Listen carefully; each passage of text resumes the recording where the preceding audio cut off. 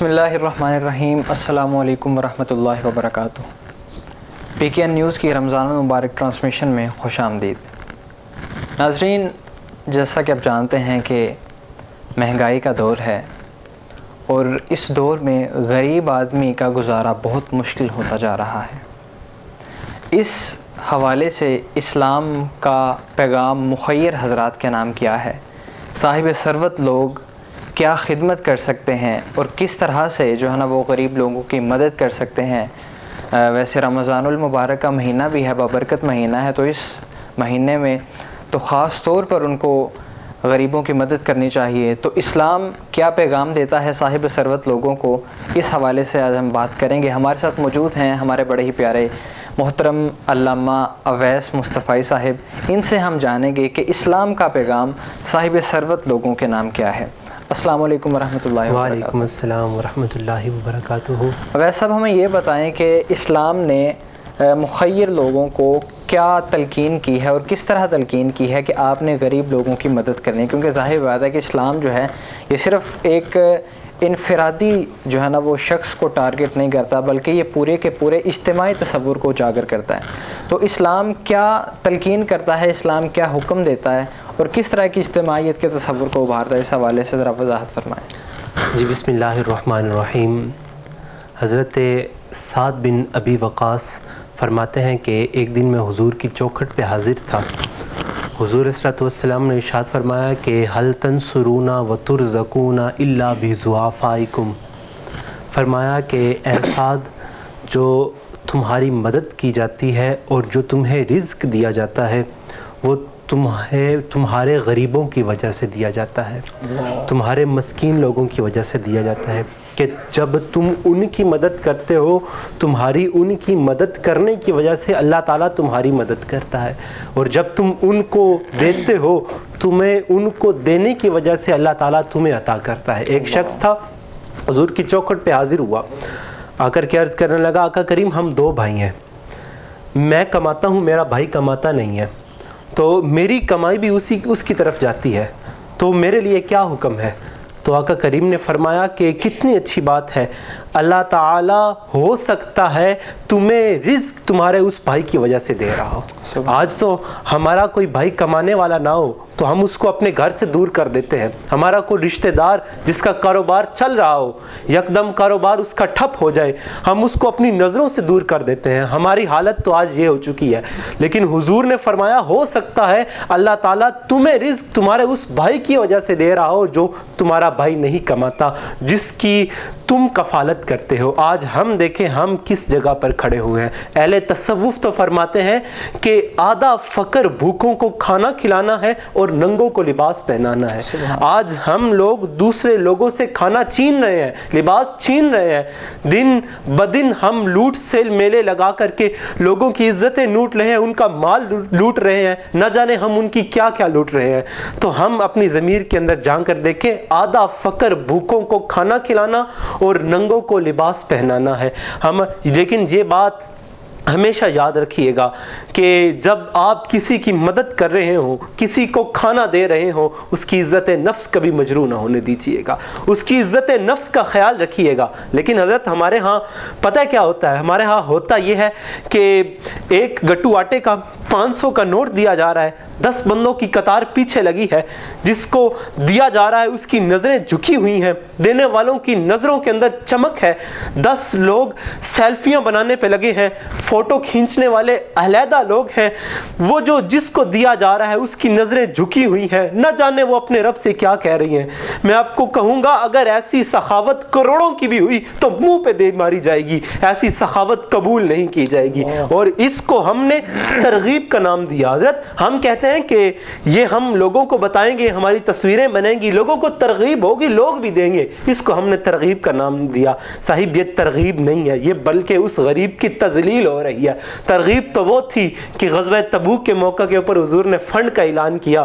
جناب صدیق اکبر اپنا سارا مال لے کر کے آ گئے, سوئی تک اپنے گھر میں نہ چھوڑی. تو جب حاضر ہوئے تو ٹاٹ کا لباس پہن کر کے آئے. جبریل امی حاضر ہوئے. حضور نے عجیب منظر دیکھا کہ جبریل نے بھی ٹاٹ کا لباس زیب تن کیا ہوا ہے.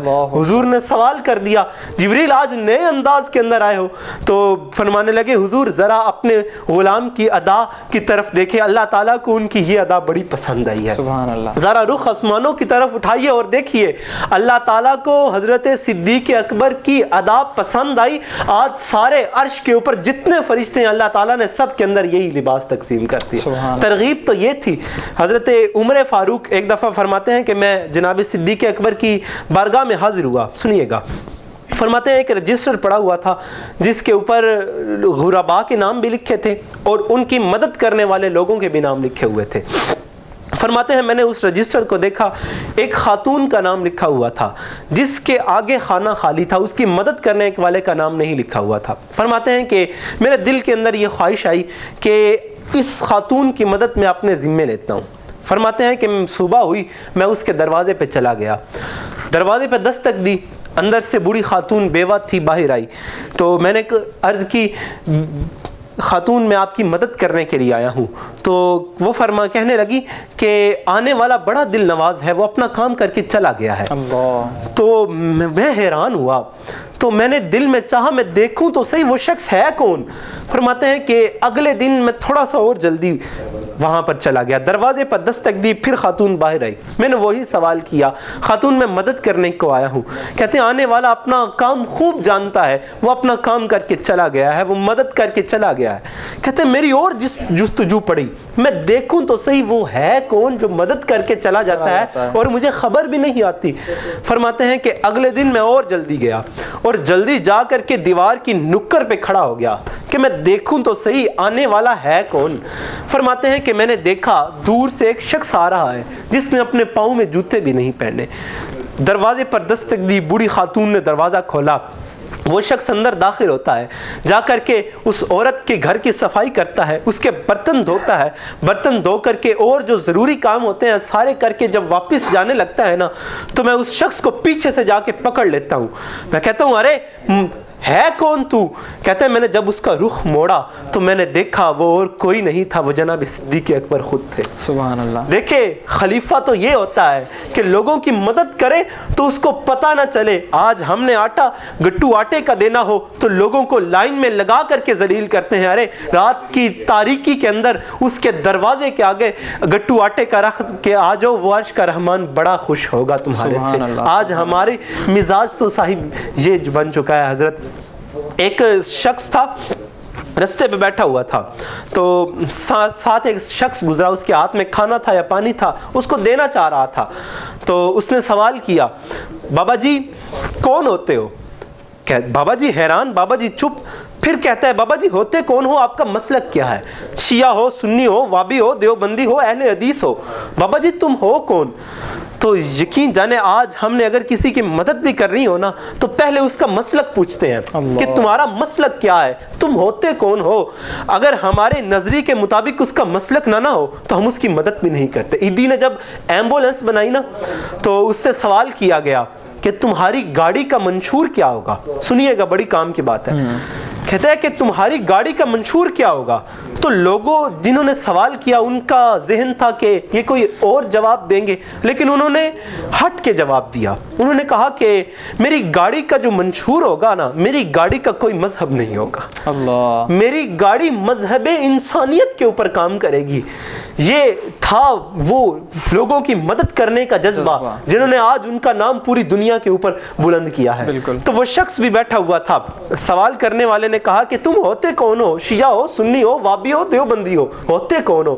تو کہنے والے نے کہا کہ صاحب نہ میں وہابی ہوں، نہ میں دیوبندی ہوں، نہ میں شیعہ ہوں، صاحب میں بھوکا ہوں۔ تو بھوک انسان سے کیا کیا کروا دیتی ہے۔ آج ہم اگر دیکھیں گندم امیر شہر کی ہوتی رہی خراب، بیٹی مگر غریب کی فاقوں سے مر گئی۔ آج کل دیکھے ہیں میں نے 2 بچے کوڑے کے ڈھیر پر، 2 بچے لڑ رہے تھے فقط ایک بیر پر۔ آج ہماری حالت یہ ہو چکے ہیں، ہم اس جگہ کے اوپر کھڑے ہوئے ہیں، ہم تارا ٹوٹا سب نے دیکھا، یہ بھی نہ دیکھا ایک نے، کس کی آنکھ سے آنسو ٹپکا، کس کا سہارا چھوٹ گیا۔ آج ہم اس مقام کے اوپر کھڑے ہیں، ہم کسی کی مدد کرتے ہیں تو اس کی تذلیل کیے بغیر ہم اس کی مدد نہیں کرتے۔ ایک شخص تھا، اس نے نا شرط رکھی۔ شرط کیا رکھی کہ میں اس عورت سے شادی کروں گا کہ جس کے دل کے اندر انسانیت کا درد ہوگا، بڑے کام انسانیت کا درد ہوگا۔ تو خیر رشتہ ملا، ایک خاتون سے اس کی شادی ہوئی۔ رستے پہ جا رہے تھے، ایک جگہ پر ایکسیڈنٹ ہوا تھا۔ وہ شخص، اس نے سائڈ پہ گاڑی روک کے اس شخص کے پاس چلا گیا، جا کر کے وہاں پر چند لمحے کھڑا ہو کر کے رویا۔ وہ شخص فوت ہو چکا تھا، رو کر کے واپس گاڑی میں بیٹھ گیا۔ اپنی خاتون سے سوال کرتا ہے کہ ارے پگلی، تو کہا کرتی تھی کہ میرے دل کے اندر انسانیت کا درد ہے، درد نظر نہیں آیا۔ خیر تھوڑا سا آگے چلے تو رستے کے اندر ایک نا لاچار شخص بیٹھا ہوا تھا جس کی دونوں ٹانگیں ہی نہیں تھی۔ تو خاتون نے کہا کہ ذرا گاڑی روکنا، تو شخص نے گاڑی روکی۔ خاتون گاڑی سے باہر اتری، جا کر کے اس شخص کی مدد کر کے وہاں پر چند لمحے کھڑی ہو کر کے روتی رہی تو پھر واپس آئی۔ تو آ کر کے اپنے شوہر سے پتہ ہے کیا کہتے ہیں، اپنے شوہر سے کہتی ہے کہ ارے وہ جو تھا وہ تو مر گیا، اس کو ہماری مدد کی ضرورت نہیں ہے، اس کو ہماری دعاؤں کی ضرورت نہیں ہے۔ ارے جو زندہ ہے ہم اس کی مدد کریں، ہم تو اس کے لیے دعائیں کر رہے ہوتے ہیں، ہم اس کی مدد کو ترستے ہیں، ہم اس کی مدد کو بھاگتے ہیں۔ جو شخص مر گیا ہو، جو زندہ ہے ہم اس کی مدد کریں۔ اصل انسانیت تو یہ ہے کہ جو زندہ ہے اس کی مدد کا جذبہ لے کر کے ہم نکلیں تو پوری کائنات کے اوپر پھیل جائیں۔ تو اللہ تعالیٰ کی بارگاہ میں دعا ہے کہ اللہ تعالیٰ جو اہل ثروت لوگ ہیں، اگر وہ لوگوں کی مدد کریں، لوگوں کی مدد کرنے کا جذبہ اپنے دل کے اندر رکھیں تو اس انداز کے اندر رکھیں کہ لوگوں کی تذلیل نہ ہونے پائے۔ اللہ تعالیٰ کی بارگاہ اقدس میں دعا ہے کہ اللہ تعالیٰ ہمیں اس پر عمل پیرا ہو کر کے زندگی گزارنے کی توفیق عطا فرمائے۔ ماشاءاللہ بہت خوبصورت اور احسن طریقے کے ساتھ وضاحت فرمائی۔ ناصر کاظمی کا ایک شعر ہے اس حوالے سے۔ ناصر کاظمی کہتے ہیں کہ ہم نے روتی ہوئی آنکھوں کو ہنسایا ناصر، ہم نے روتی ہوئی آنکھوں کو ہنسایا ناصر، اس سے بڑھ کر تو عبادت نہیں ہوتی ہم سے۔ تو کوشش کریں کہ کسی غریب کے چہرے پر مسکراہٹ آ جائے آپ کی وجہ سے، کسی کی مسکراہٹ کی وجہ بن جائیں، کسی کی خوشی کی وجہ بن جائیں، کیا پتہ اس کی خوشی ہی آپ کو دونوں جہان میں سرفراز کر دے۔ اسی کے ساتھ ہم لیتے ہیں ایک بریک کے بعد ہمارے ساتھ موجود ہوں گے ثنا خان مصطفیٰ، انشاءاللہ بریک کے بعد حاضر ہوتے ہیں۔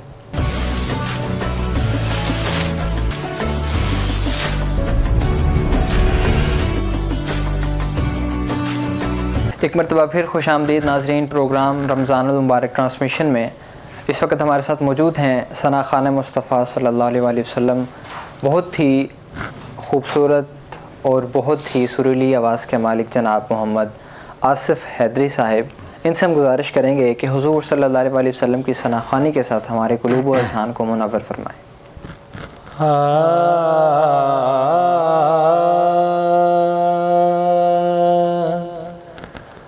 پیام لائی ہے، پیام لائی ہے، باد صبا مدینے سے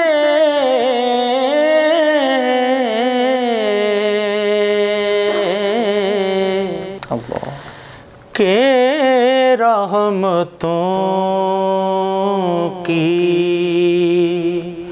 اٹھی ہے گھٹا، مدینے سے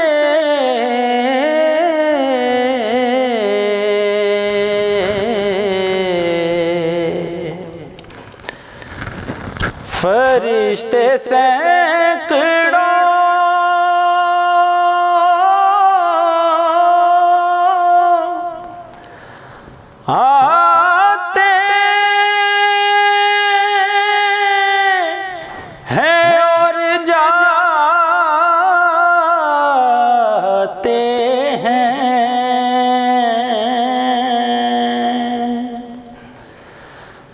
فرشتے سینکڑوں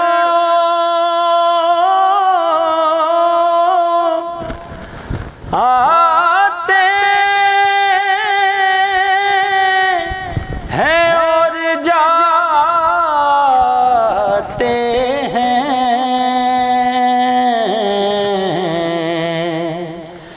بہت قریب ہے عرش خدا مدینے سے،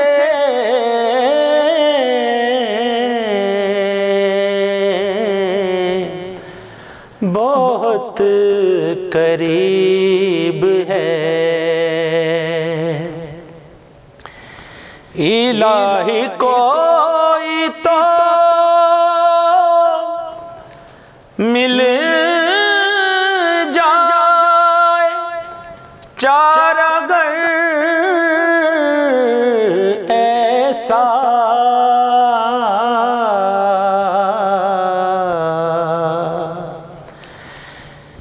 الہی کوئی تو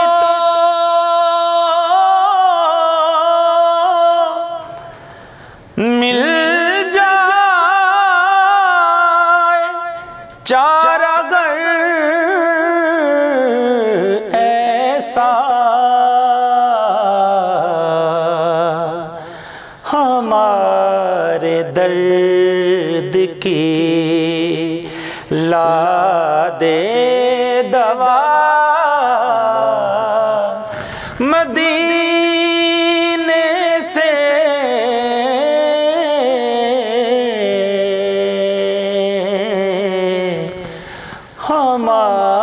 ہمارے درد کی لا دے دوا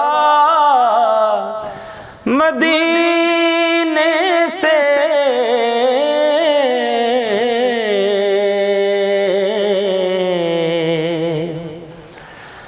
تڑپ ہی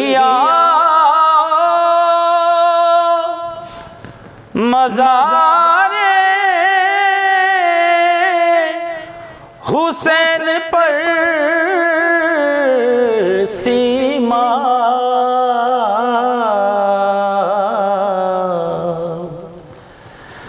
تڑپ ہی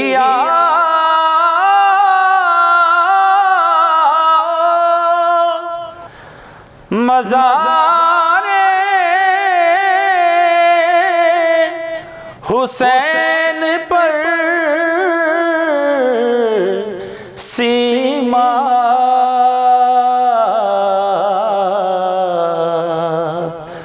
کچھ ایسی دور نہیں کربلا مدینے سے،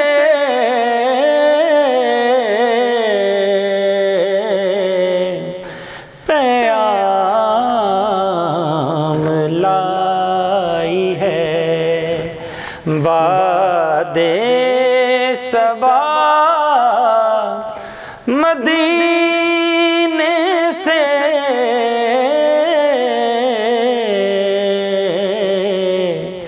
کہ رحمتوں کی اٹھی ہے گٹا مدینے سے،